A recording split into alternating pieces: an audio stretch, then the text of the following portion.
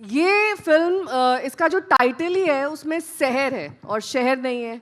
और क्योंकि जब मैंने ट्रेलर देखा तो मुझे लगा कि जो सिद्धांत का उच्चारण में दिक्कत आती है, श को स बोलते हैं, शायद यही वजह है सिद्धांत शहर नाम रखने। पहले तो सबको बहुत बहुत बहुत उत्तर प्रदेश के बलिया के हैं, आज जाने नहीं देंगे इन्हें। बिल्कुल बिल्कुल। हम सब यूपी वासी हैं। अभी मैं खड़ा था आधा एक घंटे से मनोज जी को देख रहा था। मैं इतना बड़ा फ़ैन हूँ उनका, उनकी जो गायकी है, उनका जो अंदाज़ है। तो मैं यहाँ खड़े होके पिछले आधे घंटे से मैं तो एकदम हाँ एक मज़ा आ गया मुझे। और पहले तो बहुत बहुत धन्यवाद हमें यहाँ बुलाने के लिए। हमारी एक फिल्म आ रही है दो दीवाने शहर में। तो जैसा कि आपने पूछा कि उच्चारण का इसमें एक वो जो कह सकते हैं कि उसे दिक्कत होती है।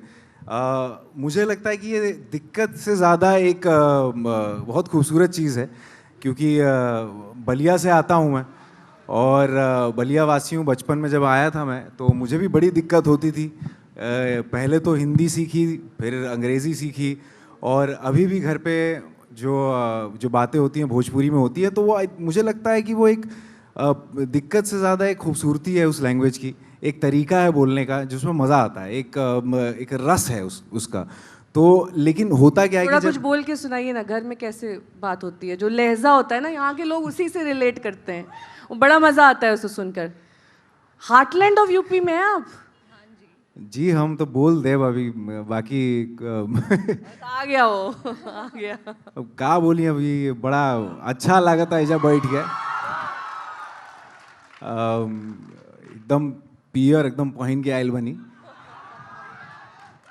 आज शिव भगवान के देखा, शिव भगवान के जोन बा आज दिन बा, बड़ा हमारा लागत रहे कि कुछ एकदम चमकदार एकदम पहनी। कहें कि जोन पियर होला नु खुशी के तनी होला कलर रंग होला। तो हम सोचनी तो हम लोग के देख के इतना खुशी होता बैठल बानी तो हम लोग के सामने, तो सोचनी है कि आज पियर पहन के आ जाएंगे। ताली तो मार दो यार, दिल छू लिया आपने। वैसे थैंक यू। इससे शुरुआत करी, कुछ लगा कि किसी ऐसे से बात कर रहे हैं जो यहीं का है।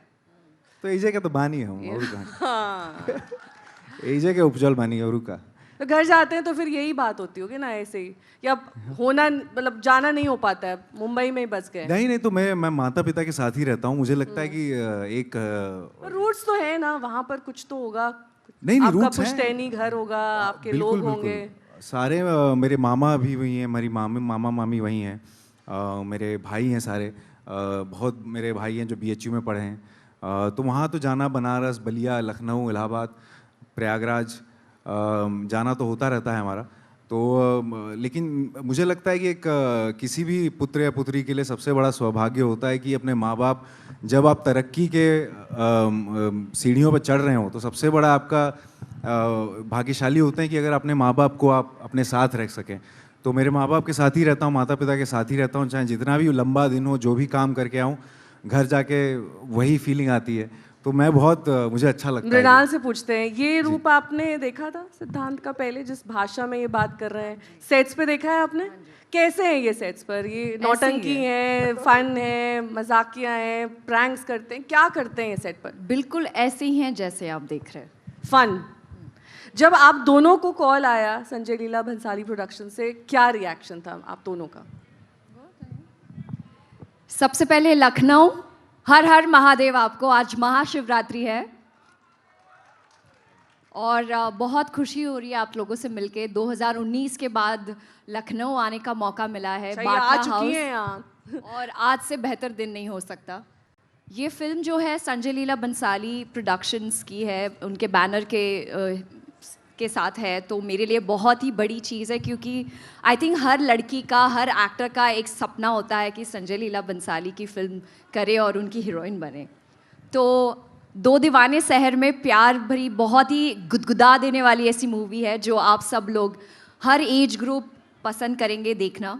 और ब्यूटीफुल केमिस्ट्री जो हमारे शशांक शर्मा यहाँ बैठे हैं, इनकी रोशनी के साथ। तो फिल्म में भी आपको रोशनी बुलाते हैं? हाँ जी। और खुद तो शशांक, और खुद शशांक और हम रोशनी बन गए। मैंने जो ट्रेलर में देखा तो आप तो एक अपमार्केट लड़की लग रही हैं इसमें। हाँ जी। और you end up being in love with a guy जिसका श स उच्चारण में दिक्कत है, थोड़ा उसका परिवेश थोड़ा सा बैकग्राउंड जो है वो थोड़ा ठेठ है, तो फिर ये लव हुआ कैसे? कि कल ही वैलेंटाइन गया तो थोड़ा सा भी उसका इफेक्ट है मेरे ऊपर। देखिए, यहाँ मौजूद हर कोई शख्स मुझसे अग्री करेगा कि हमारे जो पार्टनर्स होते हैं उनमें कोई ना कोई खामियां होती कि नहीं होती है? होती है? होती है नहीं? सब मुझे हो लग गया। रहा है यहाँ पर यंगस्टर्स जनता- थोड़े कम हैं हाँ, जो लव से रिलेट नहीं कर पा रहे। अरे बोलो ना, अरे शर्माओ नहीं यार। बोलो। वो क्या है कि इनकी मधुर आवाज सुन के सब शर्मा रहे हैं लड़का लोग। का हो एक्चुअली वो देख ही रहे हैं सिर्फ मृणाल को।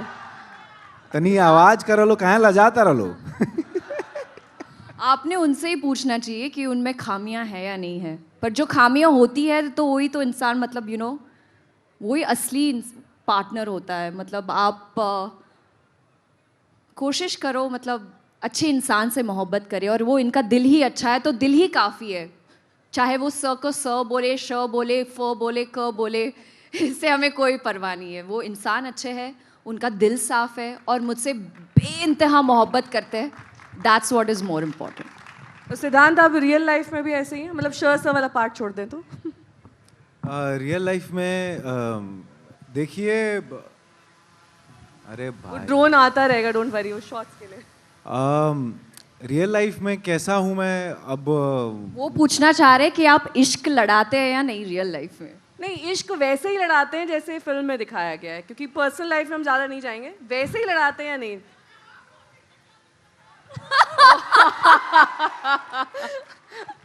नहीं नहीं, देखिए इश्क लड़ाना तो देखिए उम्र है, मौका है। तो हाँ, इश्क तो लड़ाते हैं, वैसे ही लड़ाते हैं। कई बार उससे ज़्यादा भी लड़ाते हैं और कई बार शर्मा जाते हैं। तो वो डिपेंड करता है कि कैसा जो ट्यूनिंग है दोनों के बीच में। लेकिन हाँ, मतलब अगर कहा जाए तो रोमांटिक तो हम हैं, मतलब क्योंकि कविता का शौक है और प्यार चलो, अच्छा एक लगता है। इंसान ने रोमांटिक होने पे ताली बजाई है। I am happy. कोई तो रोमांटिक है लखनऊ में। एक्चुअली सिद्धांत रोमांस कर नहीं पा रहे हैं। मैं अपनी सीट चेंज कर लेती हूँ, मैं सिद्धांत की साइड जाऊंगी। अपनी हीरोइन के साथ वो बैठे तो बेहतर रहेगा, थोड़ा सा रोमांस आएगा। और ये रोमांस जगाने के लिए, क्योंकि अरे आप पेरेंट्स के साथ रहते हैं, थोड़ा डिफिकल्टी होती होगी ना रोमांस करने में। अब मैंने आपको आपकी हीरोइन के साथ ही बैठा दिया है। Good for you. अब तो मैं और शर्मा जाऊंगा, अब तो मैं बोल ही नहीं पाऊंगा कुछ। नहीं, जब ये कैंपेन की शुरुआत हुई तो मैंने सुना कि आप जो है ब्लेसिंग्स लेने गए over a cup of coffee. बातचीत क्या हुई उस दौरान? देखिए, इनका तो मैं बहुत बड़ा फ़ैन हूँ इनका पहले से ही। इनका जो पहला काम देखा था मैंने संजय लीला भंसाली संजय के सर साथ की जो बात आपकी- कर रहे हैं, मेरे हाँ। बारे में नहीं। सिद्धांत कंट्रोल। अब मैं क्या करूँ, इनके करो। बगल में बैठा हूँ, इन्हीं की बातें आ रही हैं दिमाग में, इन्हीं के। नहीं, वो सिंगल हैं, पर अभी फिल्म की बात कर लेते हैं। It's okay. तो बातें ऐसी हुई कि पहली बात तो उनसे मिलना ही सबसे बहुत बड़ा मेरे लिए था कि उनका कॉल आया कि एक स्क्रिप्ट है, मुझे लगता है तुम्हें ये सूट करेगा। तो मैंने कहा कि सर, जो भी काम है, जैसा भी काम है, अगर आपके छत्र छाया में है तो मतलब मैं बिल्कुल बिना स्क्रिप्ट सुने मैंने कह दिया कि मुझे आपके साथ काम करना है। और बहुत सारा इनपुट्स था उनका। ये दोनों किरदार बहुत ही दिल के करीब हैं उनके। ये फिल्म बहुत ज़्यादा दिल के करीब है उनके। तो उनका खास इस पे लगाव था इस फिल्म से, तो वो चाहते थे कि ये फिल्म बने और ख़ूबसूरत बने। एक प्यारी सी रोमांटिक कहानी। आजकल बहुत एक तरह से एक्शन और बहुत सारी चीज़ें आ रही हैं, उसके बीच में एक हल्की सी, एक मधुर सी, एक जो ये हमने धुन छोड़ी है जो 20 तारीख को आ रही है, तो उनका था कि यार ऐसी फिल्म हम बनाते हैं। मैंने कहा कि सर, आपने बुलाया है, बिल्कुल करते हैं। तो हमने बहुत सारी रीडिंग्स की। उसके बाद उन्होंने काफ़ी सजेशंस दिए हमें, और कमाल के सजेशंस थे। उनके साथ बैठना ही, उनके साथ रूबरू होना सामने, वही अपने में ही बहुत बड़ी बात थी। और जहाँ से मैं शुरुआत की थी मैंने, तो पहले तो हमने सबके साथ काम किया, बट हर एक लड़के का सपना होता है कि बंसाली प्रोडक्शंस के अंदर एक काम करना। और सर सामने बैठे हैं और वो चाहते हैं कि, तो फिर इसमें तो नो डाउट कि नर्वस मोमेंट्स भी होते होंगे दोनों के लिए। बिल्कुल। मैं तो पहले कुछ बोल ही नहीं मतलब पाया वही था। चीज़ है ना, जब आप पहली बार स्कूल जाते हैं तो पहले तो रोना निकलता है, उसके बाद धीरे धीरे आप सहज होते हैं टीचर के साथ, फिर टीचर अच्छी भी लगने लगती है।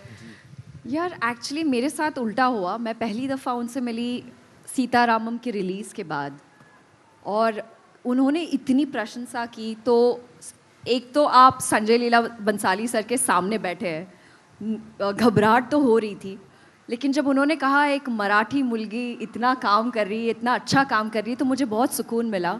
और उन्होंने मुझे आशीर्वाद भी दिया कि अच्छा काम करते रहना हमेशा, और भगवान करे, I was just keeping my fingers cross कि एक ना एक दिन आपके साथ काम करने का मौका मिलेगा। और मैं ये नहीं जानती थी कि वो 1-1.5 साल के अंदर ही वर्कआउट हो जाएगा।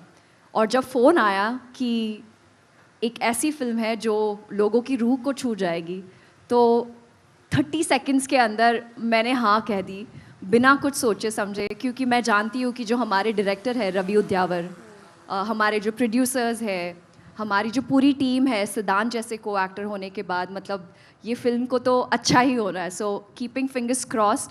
और शशांक रोशनी, ये दोनों का कैरेक्टर ऐसा है, जब संजय सर से हमारी मुलाकात हुई थी एक आप चाय, शशांक रोशनी ही बोलिए, I think, वो शशांक कैरेक्टर के। हाँ, शशांक और रोशनी, रोशनी। हाँ जी, रोशनी। एक्चुअली वो उनकी प्रॉब्लम है, मेरी नहीं, बट दोनों अगर कैरेक्टर में ही बोलें तो अच्छा लगता है ना, थोड़ा फिल्म का फ्लेवर भी रहता है। मेरा सर का सर प्रॉब्लम नहीं है, नहीं आपका है, नहीं है। मैं बहुत ही साफ हिंदी बोल लेती हूँ। the शशांक film- का प्रॉब्लम है शशांक का प्रॉब्लम है कि वो जी। रोशनी बोलते हैं और खुद को भी जी। शशांक बोलते हैं। जी।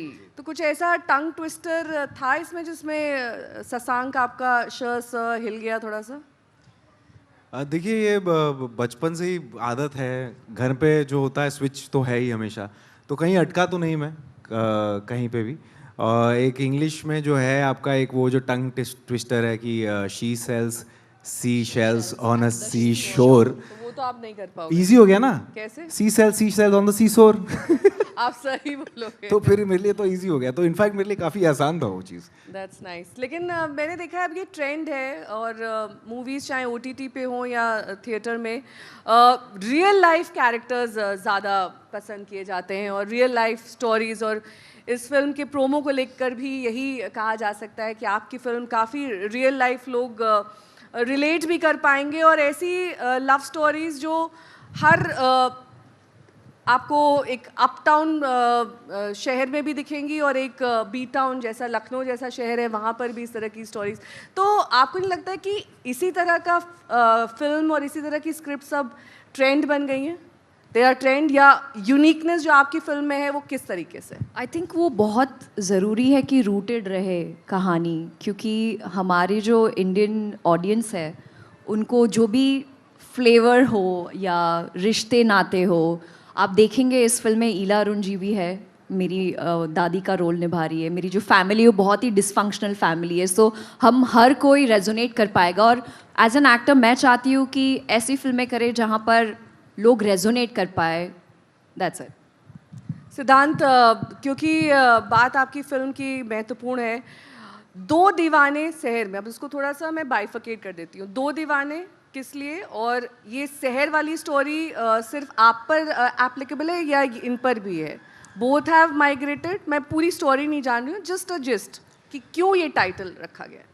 देखिए, दो दीवाने ऐसे हैं कि दो दीवाने मैं कहूँगा एक तरह से जो मिसफिट्स होता है ना, एक मिसफिट है जो एक बड़े से शहर में ऊंची ऊंची इमारतें देख के कहीं घबरा जाते हैं, डर जाते हैं। जो ब्यूटी स्टैंडर्ड्स आप इंस्टाग्राम पे देखते हैं कि हर लड़की को ही काइली और किम करदाशियन बनना है, तो उस चक्कर में जो होता है कि अपनी अंदर की जो सुंदरता है, बहुत सारी लड़कियां हैं जो हमारी देश की जो युवा पीढ़ी है वो कहीं ना कहीं खुद को अपनाने में थोड़ी मुश्किल हो रही है, क्योंकि इंस्टाग्राम पे आप देखते हैं अरे ये है सुंदरता तो ऐसे बन जाते हैं, लेकिन खुद से कोई हम मिल नहीं पा रहे हैं। और एक लड़का जो कि एक बड़े शहर में आता है और कहीं अपने आप को छोटा महसूस करता है, बड़े ऑफिसेस में जाता है, बड़े कॉन्फ्रेंसेस में जाता है और कहीं ना कहीं हिचकिचाता है बोलने में, अपने आप को आगे रखने में। और ये जो प्रॉब्लम है, मैं जब इसके पहले चार्टर्ड अकाउंटेंसी कर रहा था, सीए कर रहा था, उसमें भी मैंने देखी थी कि छोटे छोटे शहरों से आते हैं लड़के जो सीए करने आते हैं,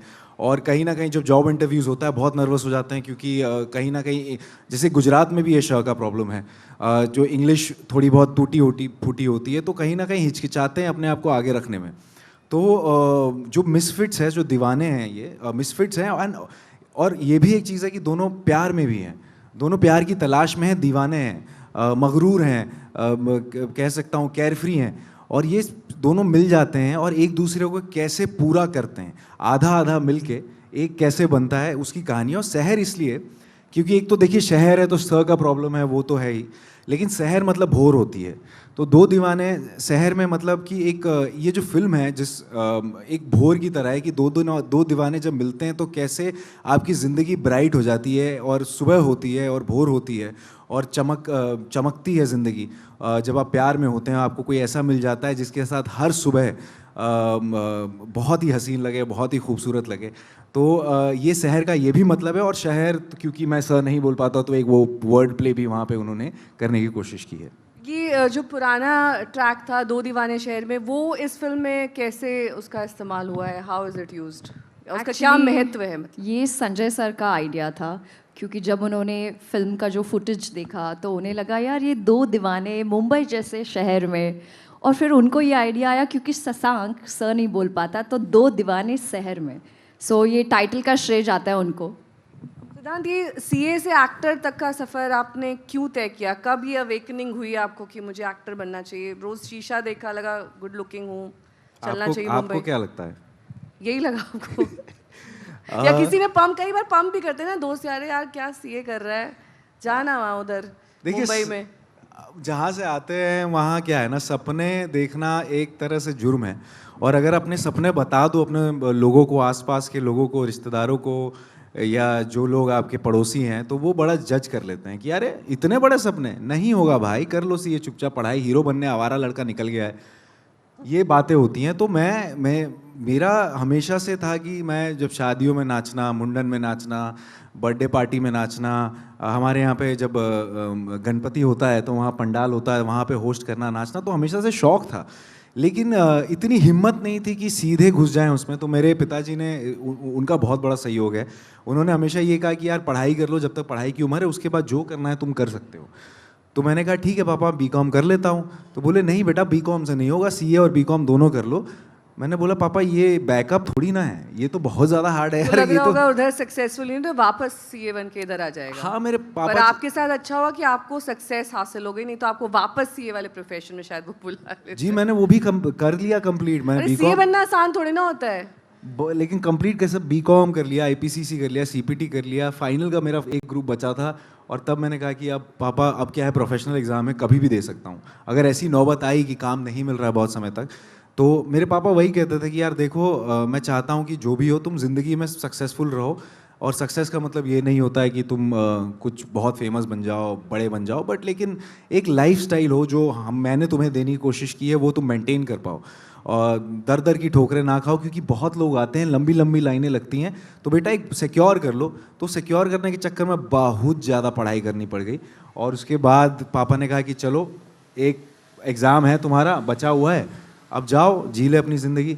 तो फिर मैं गया, 5-6 साल मैंने ऑडिशन दिए, और फाइनली फिर थोड़ा बहुत काम मिलना शुरू हुआ, और फिर गली बॉय से पहला काम मिला मुझे। मृणाल, आपके भी पेरेंट्स इतने ही सपोर्टिव थे? Like his father was supportive. आप क्या, किसने सपोर्ट किया आपकी ड्रीम? यार इन्होंने जैसे सीपीटी दिया है वैसे हमने सीईटी एआई ट्रिपल ई किया बाप है। रे। और सपना था डॉक्टर बनने का। ऑलमोस्ट कॉलेज में एडमिशन हो गया था, लेकिन जब मैंने अपने पापा इतनी को कहा, सुंदर डॉक्टर होती तो वहाँ पढ़ता भी मतलब कौन है, पेशेंट इलाज तो कौन? बेहोश ही हो जाते। तो पापा को मैंने कहा कि पापा मैं ये डिग्री तो ले लूँगी, लेकिन 4-5 साल के बाद अगर मुझे प्रोफेशन नहीं करना हो तो आर यू ओके? उन्होंने कहा कि बेटा आपकी जो मर्ज़ी आए आप वो करिए। उसी वक्त मैंने बैचलर ऑफ मास मीडिया में एडमिशन लिया, जहाँ पे मैंने एक जर्नलिज्म की डिग्री होते होते मिल गई, क्योंकि टेलीविज़न का सफ़र शुरू हो गया। और शुरुआत में मम्मा और सब कोई बहुत ही डरते थे इस इंडस्ट्री से। उनको लगता था कि ये पॉजिटिव इंडस्ट्री, शायद उनको डर लगता था। लेकिन जब मेरे जो पहला टेलीविज़न शो था, उसमें काफ़ी ऐसे एक्टर्स मिले जिन्होंने दिलासा दिया, प्रोड्यूसर्स काफ़ी अच्छे थे। आपके और हमारे प्रोफेशन में सिमिलैरिटी क्या है? बहुत सिमिलैरिटी है। दोनों में डिग्री नहीं चाहिए होती है। करेक्ट। दोनों में डिग्री के बिना आप सक्सेसफुल हो सकते हैं, बस जज्बा होना चाहिए। जज्बा और आप होना दोनों ही चाहिए। बहुत खूबसूरत हैं। Thank you very much. अब मैं आपसे आसान सवाल करूं। ये अच्छा ठीक है। Thank you for saying it. लेकिन आप अपनी बात कंप्लीट करिए, क्योंकि ये डॉक्टर ना बनकर टेलीविजन पहुंच गई, फिर टेलीविजन से इतनी सक्सेसफुल, और वो भी आप 3 जॉनर्स में काम कर रही हैं, not just working in you one. Mean 3 industries? 3 industries. जी, जॉनर तो जी, थ्रिलर 3 रोमांस industries। वो होता है। हाँ, मतलब नेहा जी, मेरा इंटेंशन ही ये था कि हर जो लड़की यहाँ पे अपने सपने लेकर बैठी है, उनको कोई ये ना बताए कि आप इतना ही कर सकते हो, ये आपकी चादर है, उतनी पैर फैलाओ। नहीं, आप बहुत कुछ कर सकते हैं। भाषा तेलुगु तमिल हो, मैं नहीं जानती थी, फिर भी मैंने वहाँ पर कदम रखा। और क्योंकि कोई भी फिल्म की कोई भाषा नहीं होती, इमोशन की कोई भाषा नहीं होती। चाहे आप जिस तरह से इमोट करे, जिस लैंग्वेज में इमोट करे, आपका मैसेज पहुंच जाए ऑडियंस तक, बस यही। मैं बस ये कहना चाहती हूँ कि हर सपने, किसी के सपने छोटे नहीं होते। और पीछे देखकर मैं ये नहीं कहना चाहती कि अरे मेरे पास एक मौका था और मैंने वो मौका गंवा दिया।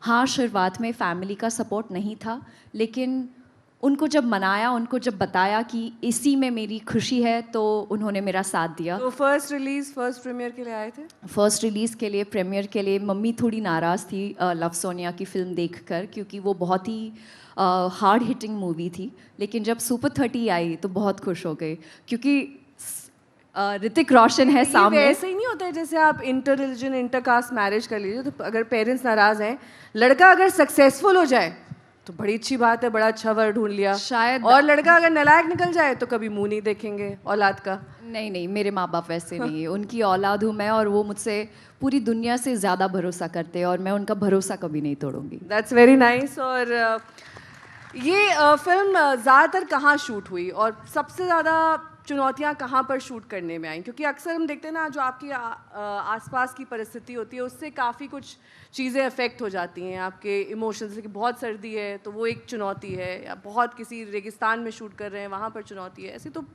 सारी फिल्म में लगभग होता है, लेकिन इस फिल्म में क्या था?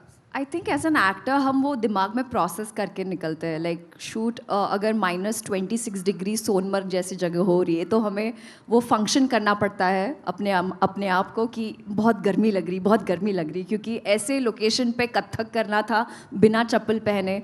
तो as an actor these are the challenges. और रही बात किस शहर में, मैं भी शहर बोलने वाली थी अभी, किस शहर में किस शहर में शूट हुआ, वो तो मुंबई में 70% फिल्म शूट हुई। उसके बाद हम अल्मोड़ा गए थे, जो बहुत ही अच्छा मौसम था, ठंड थी। और मुंबई, मतलब जो चहल पहल शुरू होती है, मुझे तो इनफैक्ट, मैं मुंबई से हूँ तो मुझे बहुत अच्छा लगा, क्योंकि पहली दफ़ा मुंबई में हम इत्मीनान से कभी पैकअप के बाद किसी कैफ़े में चले गए, या ऐसे ऐसे रवि सर जो हमारे डायरेक्टर हैं, उन्होंने ऐसे लोकेशंस एक्सप्लोर किए जो कभी दिखाए नहीं है। ये अलग तरह से मुंबई, जो हम लोग ने स्लमडॉग मिलियनेयर या अलग अलग मूवी में जो मुंबई देखी है, गली बॉय में जो मुंबई देखी है, ये वो मुंबई नहीं है। सिद्धांत, आपके लिए कैसा रहा ये सेम शहर में शूट करना? देखिए, मेरे लिए तो कन्वीनियंट नहीं, अभी तक तो मेरे लिए तो ये शूट पे जाना ही बहुत बड़ी बात है कि अभी तक काम, मतलब मुझे लगता है कि काम मिल रहा है अभी भी। तो हर दिन शूट पे जाना मेरे लिए लगता है, चाहे वो कहीं भी हो, चाहे कहीं भी शूट करा लो, पर्वत पे करवा लो, पानी में करवा लो। लखनऊ आना कैसा लग रहा है आपको? अरे बहुत खूबसूरत शहर है, बहुत अच्छा मौसम है, इतनी सुंदर सुंदर इमारतें दिख रही हैं। बेचारे सब बेचारे धूप में बैठे। नहीं, हवा तो चल रही है यहाँ तो, धूप में क्या धूप लग रही है क्या भाई? पहले भी आप आए होंगे, ठीक है ना सिद्धांत, पहले भी आप आए होंगे लखनऊ। जी जी, मैं आया हूँ यहाँ पे, बहुत पहले आया था, करीबन कुछ 6-7 साल पहले आया था। तो किसी की शादी में आया हुआ अब था की यहाँ बार काम के लिए आए हैं? पे। नहीं, आपसे बातचीत करने आया हूँ। वही काम ही है ये। नहीं नहीं, काम कहाँ है, ये तो मतलब फिल्म आराम का जैसा लग रहा है। प्रमोशन है, 20 फरवरी इसकी तारीख है। जी, जी। इसकी तारीख का भी कोई रेलेवेंस है? देखिए, वैलेंटाइंस डे पे हमको आना था, हाँ, फिर बट मुझे लगता है कि वैलेंटाइंस डे एक सिर्फ 14 फरवरी नहीं होता, मुझे लगता है पूरा महीना वैलेंटाइंस का होता है। तो फरवरी में कभी भी आएँ, और मौसम अच्छा होता है, और लोग रोमांटिक, जो एक महसूस, एक हवा में एक रोमांस फैला होता है। तो मुझे लगा कि यार ये बहुत अच्छी डेट है कि हमको मिल गई। इफ गिवन और फरवरी इनके लिए लकी भी है, क्योंकि इनकी गली बॉय रिलीज हुई थी, 14 फरवरी को वो रिलीज हुई थी, गहराइयाँ 11 फरवरी को रिलीज रिलीज हुई थी। तो चलो फरवरी फरवरी अगर मैं आप दोनों की राय जानना चाहूँ, OTT वर्सेस थिएटर, क्या OTT पर फिल्म लॉन्च करना फिल्म के लिए बेहतर होता है या फिर पहले थिएटर और फिर OTT? ये सवाल आप प्रोड्यूसर से ही करें तो अच्छा है, क्योंकि हम What is your personal choice? Personal choices जो एक चीज Not in relevance with this film, in general. देखिए, कुछ फिल्में होती है जो OTT के लिए ही बनती है फ्रॉम डे वन, और कुछ फिल्में होती है जो थिएटर के लिए बनती है। तो जब हम मूवी साइन करते हैं तभी हमें पता होता है कि ये OTT के लिए है या फिल्मों ये थिएटर बड़े पर्दे के लिए। सिद्धांत, आपके लिए क्या ज़्यादा ज़रूरी है, OTT या? देखिए, मैं OTT से आता हूँ। पहला मौका मुझे इनसाइड एज एक शो था जिसमें मैंने क्रिकेटर प्ले किया था, तो पहला मौका मुझे OTT से मिला, तो मेरे लिए तो वो एक जन्म स्थल जैसा है। और उसके बाद फिल्मों में आया, क्योंकि हमेशा से सपना ये था कि जब थिएटर में जाते थे समय निकाल के पिक्चर देखने बड़े पर्दे पे, तो एक मज़ा ही अलग आता था। तो मेरे लिए हमेशा सिनेमा बड़ा ही रहेगा, और सिनेमा का जो जादू है वो बरकरार रखने की मेरी पूरी कोशिश है। और क्योंकि वही रीज़न था जिसकी वजह से मुझे इन फिल्मों में आना भी था। एट द सेम टाइम मुझे लगता है कि OTT भी बहुत इंपॉर्टेंट है टू बैलेंस आउट। बहुत सारी चीज़ें होती हैं, बहुत सारे फॉर्मेट्स होते हैं, बहुत सारा कंटेंट होता है जो आप सिनेमा पे नहीं दिखा सकते। तो मुझे लगता है कि OTT भी इक्वली ज़रूरी है। तो और प्यार भी उतना ही मिलता है, ऐसा नहीं है कि नहीं मिलता, कि बहुत सारे जेंजीज हैं आजकल के, बहुत बच्चे। बाउंड्रीज मर्ज हो गई हैं एक तरह से। मुझे लगता है मतलब एक बटन दबाने के बाद आपको जो चाहे वो भाषा में आप वो फिल्म देख सकते हो जब चाहे तब। तो आई थिंक कोविड के बाद से बहुत कन्वीनियंट हो गया था लोगों को OTT पर जॉनर्स देखना, अगर आपकी कोई फिल्म मिस हो गई हो। बट अगेन, अगर आप हम दोनों से पूछे, आई बिलीव कि बड़े पर्दे पे जो मज़ा आता है वो घर पे बैठ कर नहीं आता। जी बिल्कुल। अक्सर हम लोग ये सुनते हैं इंटरव्यूज़ में कि मैंने होमवर्क किया उस फिल्म के लिए। इस मूवी में what was the homework involve? Chemistry के लिए क्या होमवर्क था? क्योंकि केमिस्ट्री सबसे इम्पोर्टेंट है मेरे ख्याल से एक लव स्टोरी में। केमिस्ट्री आप मृणाल से पहले मिलते जुलते थे? Were you known to her? देखिए, मैंने इनको देखा था फिल्मों में, मैं तो इनके कला का कायल था मैं। So how did you get that chemistry? कैसे आया वो? देखिए, केमिस्ट्री तो देखिए होमवर्क नहीं करना होता केमिस्ट्री के लिए, तो आई थिंक वो लाइव एक ट्रांसपेरेंसी होती है, ट्रस्ट होता है। केमिस्ट्री के लिए सबसे इम्पोर्टेंट फ्रेंडशिप होती है, एक दूसरे के ऊपर ट्रस्ट कि कुछ अगर कोई लाइन भूल रहा है तो संभाल लेना, या मैं भूल रहा हूँ तो वो संभाल लेती हैं, और हंसी मजाक। तो धीरे धीरे एक फ्रेंडशिप डेवलप होती है, जो ट्रस्ट और भरोसा जब आता है तो अपने आप वो दिखने लगता है, एक ऑनेस्टी आपको। बाकी तो एक्टिंग और डायरेक्शन। लव हेट केमिस्ट्री थी इसमें? One point you are hating, then you are loving, then you are confused? नहीं, I think Siddhant is very professional. He comes on time, he leaves on time. नहीं, I am talking about the movie में of course, मतलब वो प्यार, वो love story क्या जिसमें झगड़ा ना हो, प्यार मोहब्बत की बातें ना हो। तो ऑब्वियसली बीच बीच में, अगर आप ट्रेलर में ही आपने देखा होगा कि सिर्फ ना काफ़ी नहीं है, वो एक लाइन पे हम दोनों की थोड़ी सी बहस हो जाती है, पर आप देखेंगे 20 फेब। कई बार ऐसा नहीं लगता है कि हमारी रियल लाइफ सिचुएशन प्ले हो रही है इसमें? क्योंकि आपको लगता है कि ये रीइनैक्ट हो रहा है, ये हो चुका है, इट्स काइंड ऑफ अ डेजा वू। आपने पूछा था पहला सवाल जो होमवर्क है। अब मैं सोच रही हूँ यहाँ पर बैठकर, तो मुझे लग रहा है मेरा होमवर्क बचपन से ही शुरू हो गया था। क्योंकि जो मृणाल आपके सामने बैठी है वो आज भले ही आपको कॉन्फिडेंट दिखती होगी, लेकिन मुझे बहुत वक्त लग गया यहाँ तक पहुँचने में, ये दिलासा दिलाने में कि हाँ, मैं एक सुंदर लड़की हूँ। क्योंकि हमेशा जैसे कि रोशनी का जो किरदार है वो चश्मे के पीछे अपने आप को छुपाती है। क्या है वो इनसिक्योरिटीज़? हम बचपन में हमारे फूफा जी, ताया जी, ताऊ जी, चाची मस्ती मस्ती में बोल देते, अरे इसकी तो नाक ही छोटी है, इसकी तो आँखें ही दिखाई नहीं दे रही, और वो हंस के निकल जाते हैं। लेकिन हम जब बचपन से, मतलब वही चीज़ हमारे कानों में कहीं ना कहीं गूंजती रहती है, और हम ही अपने आप को कम समझने लगते हैं। नहीं, लेकिन एक कहावत है, नथिंग सक्सीड्स लाइक सक्सेस। तो अगर आप सक्सेसफुल हो जाते हैं तो वही सब चीज़ें अच्छी लगने लगती हैं। आपकी छोटी नाक है, अरे वाह क्या नाक है आपकी, तराशी गई, भगवान ने इतना अच्छी नाक दी है। जो आपका सांवला रंग होगा उसको लेकर भी आपने कई बार सुना होगा, लेकिन अचानक से वो अच्छा लगने जाता। तो आप उन लोगों को माफ़ कर देती हैं अब जब मिलती हैं? माफ़ नहीं, बट मैं उनको शुक्रिया अदा करती हूँ कि थैंक यू। अगर आप मुझे ये नहीं कहते कि मुझ में कोई खामियां हैं तो मैं शायद अपने आप को उतनी अच्छे से एम्ब्रेस नहीं कर पाती। आई थिंक बहुत सारी लड़कियां मुझसे सहमत होगी, क्योंकि हमें जो इंडियन कर्वेशियस विमेन होती है उनको काफ़ी बार कहा जाता है कि अरे वज़न घटाइए, ये क्या है, ये कर्व्स, ये क्यों आपको ये मतलब सबसे पहले आप कॉन्फिडेंट, आप खुद से प्यार करिए। आपकी हुई है फैट शेमिंग? बहुत, आई थिंक हर लड़की यहाँ पर बैठी है जो मुझसे सहमत करेंगी। हुई या नहीं हुई है? या सी फैट शेमिंग, बॉडी शेमिंग, सब कुछ, कलर शेमिंग। कलर शेमिंग बहुत, मतलब दैट्स ओके। एंड मुझे बस उनको सिद्धांत, सिर्फ आपकी कलर शेमिंग हुई है बहुत ज्यादा? आपको कहा वो गया तो गोरे गोरे हैं एकदम, यार, उनको क्या आटे की problem है? बोरी से निकले हैं, कैसे वो डस्की लुक्स नहीं है, दूध जैसा कलर है। पूर्वांचल का हवा पानी है, क्या बताएं। माँ का प्यार है, जो भी है। अभी देखिए, अभी मैं इनफैक्ट इनसाइड एज में मेरा अलग है। इनसाइड एज में मुझे थोड़ा टैन किया गया, गली बॉय में मैं टैन था, गहराइयाँ में मैं टैन था, धड़क के लिए स्पेशली मुझे बोला गया कि अरे इसको क्यों तुमने टैन क्यों कर दिया।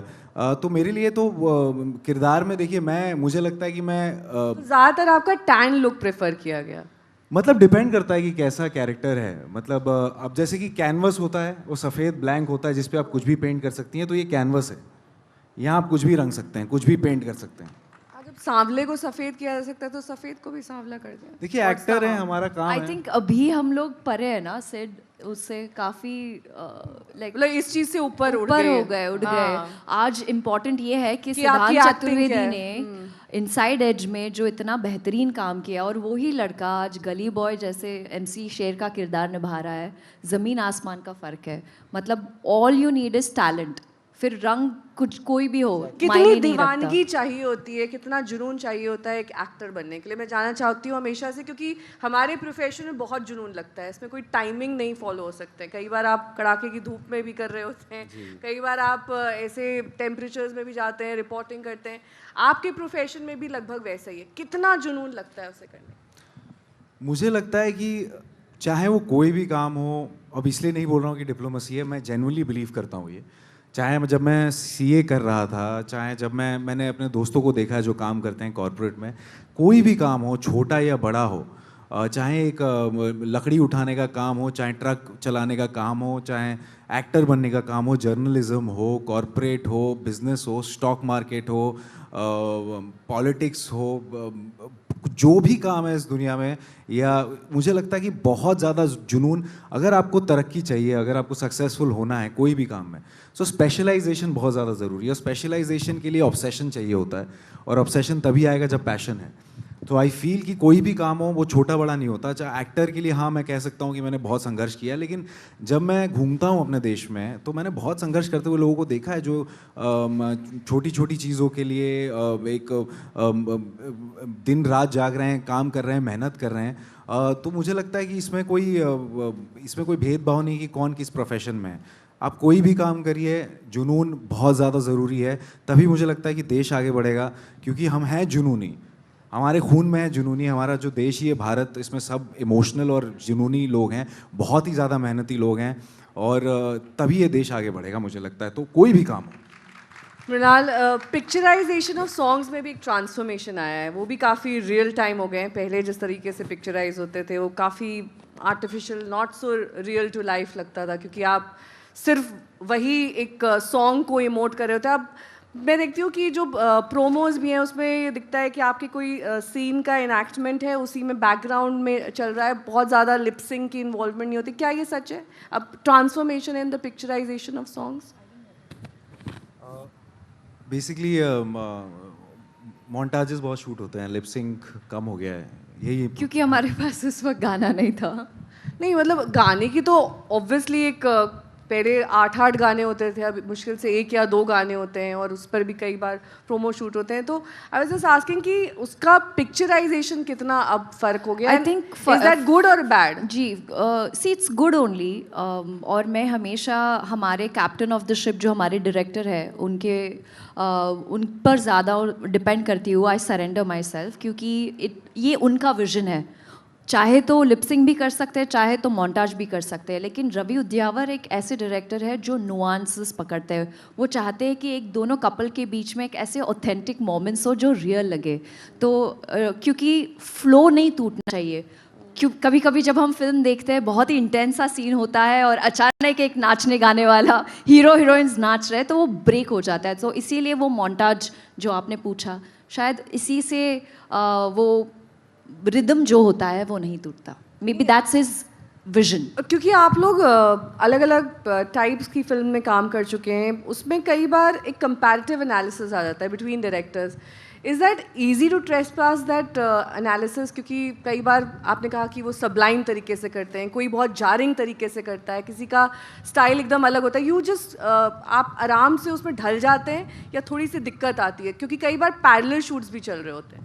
नहीं, जैसे सिड ने कहा, हम एक कैनवस है। जब हम कोई भी फिल्म साइन करते हैं, हम बस जो डायरेक्टर हमें जो कहते हैं हमें वो करना पड़ता है। ये तो इन्होंने तो तेलुगु में भी काम किया है, वो सिनेमैटिक लैंग्वेज एकदम अलग। हिंदी फिल्मों में भी काम किया है, बहुत जल्दी ये तमिल में भी काम करने वाली है। तो लैंग्वेज बैरियर भी इन्होंने इतना क्रॉस किया है और सबका अपना अपना स्टाइल है हर एक इंडस्ट्री का। तो मैं तो समझ नहीं पाता हूँ कि कैसे करती हैं बैक टू बैक शूट। इन मतलब कैसे डायलॉग्स कैसे करती हैं आप? फिलहाल एक दिन तेलुगु बोल रही हैं, दूसरे दिन हिंदी यार बोल अगर रही हैं, मेडिकल फिर मराठी भी बोल रही हैं। हाँ जी, अभी मराठी तो मेरी मदर टंग है खैर, लेकिन जो मेडिकल स्टूडेंट हो जो आंसर्स रट्टा मारते हो, उनसे डायलॉग्स तो बेटर ही है आंसर्स से। बायोलॉजी और फिजिक्स से और केमिस्ट्री से तो अच्छा हमारे डायलॉग्स है, वो ही कर लूँ, चाहे वो तमिल में हो, चाहे वो तेलुगु में हो, या फिर हिंदी हो या मराठी। चलिए, आप दोनों का बहुत बहुत शुक्रिया हमारे साथ इस मंच पर आने के लिए, एंड ऑल द बेस्ट शुक्रिया फॉर योर कमिंग फिल्म। मैं चाहती हूँ जोरदार तालियां हो जाएं दोनों एक्टर्स के लिए। बेहतरीन एक्टिंग और अपने टैलेंट से आपको लुभाने के लिए आ रहे हैं 20 फरवरी। इनकी फिल्म देखना मत भूलिएगा, दो दीवाने शहर में। बहुत बहुत शुक्रिया। शुक्रिया।